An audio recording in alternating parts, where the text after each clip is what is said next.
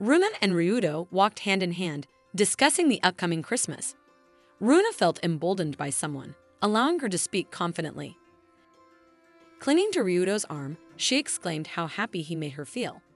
She mentioned this because Ryudo had once encouraged her to always be honest with him. Runa decided she would always express her love for Ryudo openly. Curiously, she asked what they would do before Christmas night. Ryudo expressed a desire for intimacy with Runa, showing his excitement. However, Runa clarified that she wanted Ryudo to assist her in the lot-do operation. Misunderstanding her words, Ryudo was taken aback. The two headed to a restaurant where Runa explained the lot-do operation to Ryudo. She shared her dream of reuniting her family. She believed her parents could reconcile. While Ryudo seemed to agree, he pondered how to achieve this. Runa explained that they needed to execute the lot-do operation.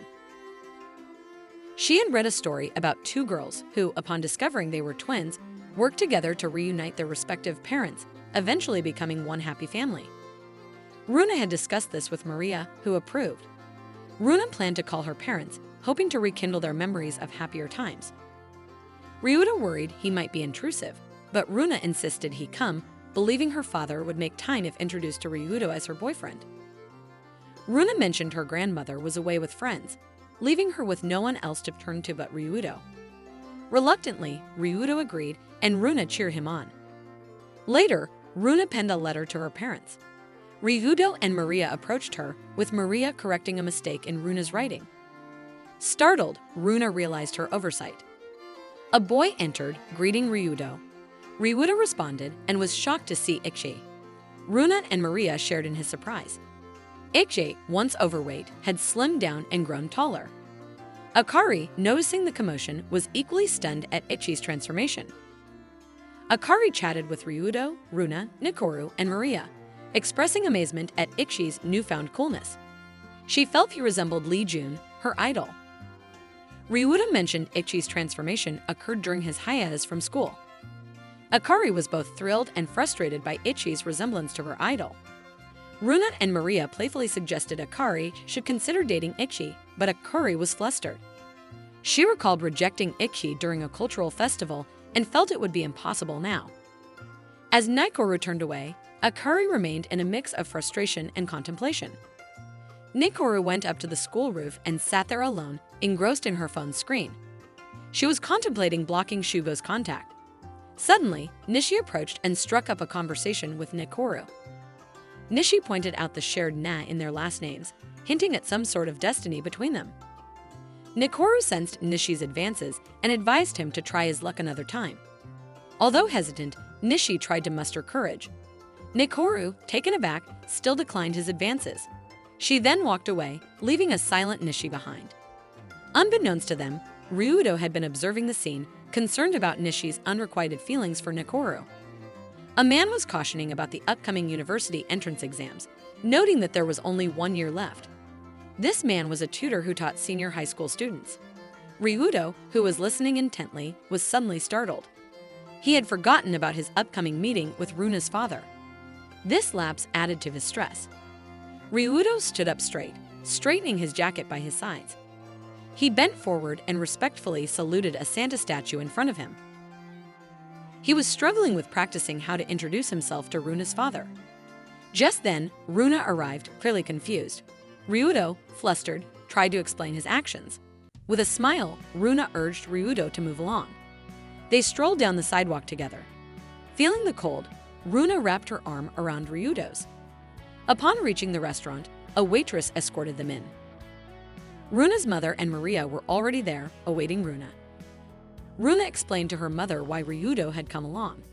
Her mother was surprised to hear of Runa's intent to celebrate Christmas. Maria was already in the loop and had no issue with Runa's plans. Runa informed her mother that her father would be coming. The news startled her mother, and Maria apologized for keeping it a secret, fearing her mother wouldn't have come otherwise. In truth, Runa's mother had no desire to meet Runa's father again. However, upon Maria and Runa's insistence, she had agreed to come. Both Maria and Runa were relieved by her response. Suddenly, a waiter appeared, escorting in Runa's father. He called out to Runa's mother. but she and the others were stunned. Runa's mother inquired about the woman accompanying Runa's father. He began explaining, hinting at his intention to remarry. This revelation left Runa and the others in shock. Overwhelmed with emotions, Runa burst into tears. Maria and Runa's mother tried to console the sobbing Runa. Runa's mother suggested that she should meet her father another time. Seeing Runa still in tears, Ryudo offered to accompany her home. Gratefully, Runa's mother entrusted Runa to Ryudo's care. Soon after, both Runa's mother and Maria left, leaving Runa with Ryudo. Ryudo, sensing Runa's distress, suggested they head home. Once they arrived at Runa's house, they sat in the living room. Concerned about Runa's silence, Ryudo stood up, intending to leave. However, Runa tugged at Ryudo's shirt, pleading with him not to go. She didn't want to be alone. Ryudo, taken aback, informed her that her father would be joining her. Runa refuted his claim, knowing her father's intention to spend the evening with another one. Despite her pleas, Ryudo remained resolute. Observing Runa's desolation, he refused any intimacy unless she genuinely desired it. Feeling abandoned, Runa impulsively pushed Ryudo, accidentally turning off the lights in the process. Struggling to catch her breath, Runa's behavior confused Ryudo. Expressing her wish to be embraced by him, Runa begged Ryudo to stay. Bewildered by the depth of emotion in Runa's eyes, he hesitated before finally hugging her. To his alarm, he felt Runa's burning temperature. As she fainted, Ryudo grew frantic, realizing her temperature had soared to 38.9 degrees Celsius. Panicking, he scooped her up and rushed her to her bedroom. Covering her with a blanket, Ryudo noticed the state of Runa's legs. Dampening a cloth, he gently placed it on her forehead, then sat by her side. In her unconscious state, Runa murmured her love for Ryudo. Grasping her hand tightly, Ryudo felt a surge of emotion, determined to protect the precious girl who had become an integral part of his life. Meanwhile, Nikoru stepped out, guiding her client. Nishi observed Nikoru intently, contemplating how to approach her. Although he initially considered entering, he hesitated. The man inside the building called out to Nikoru. Since there were no more clients, he urged her to head home. After bidding farewell, Nikoru began her journey home. Watching her depart, Nishi decided to follow but was taken aback when Nikoru suddenly stopped and turned around. With swift determination, she began running at full speed. Nikoru walked into the tutoring center, barely acknowledging the receptionist's greeting. She opened one door, then another, until she found Shugo. The room's occupants, including Shugo, were taken aback by her sudden entrance. Approaching Shugo, she mentioned she'd wait for him until college entrance exams. She then left, leaving a puzzled Shugo behind. Outside, as Nikoru strolled alone, Shugo called out to her. He sought clarification about her earlier statement and approached her, draping his scarf around her neck. As their eyes met, Nikoru felt moved. Nishi, observing from a distance, decided it was time to leave. However, he paused to answer a call from Ichi, who informed him that Kun's live broadcast was about to begin.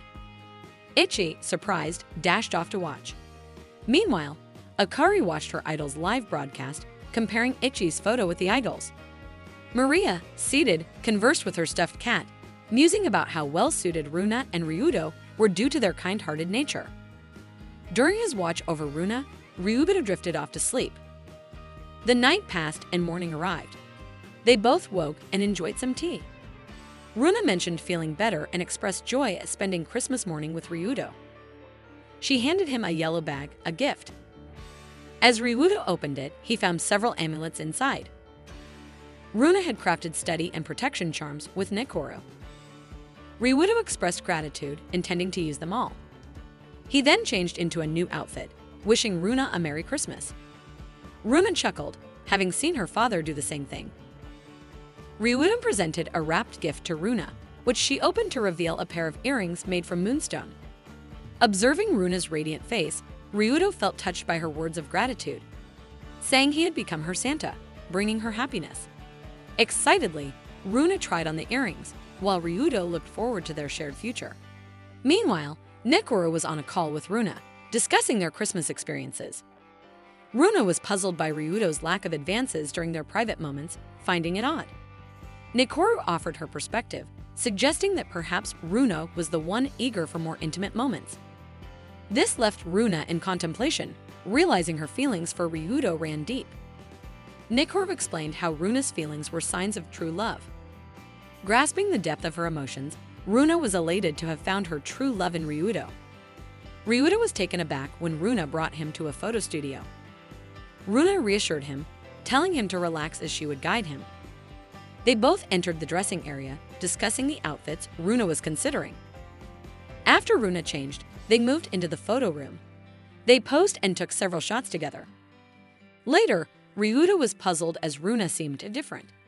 She expressed her desire for Ryudo to see her in a new light and to feel a certain excitement. She was hinting at wanting a more intimate relationship with Ryudo. Shocked, Ryudo was then surprised when Runa gently kissed his cheek.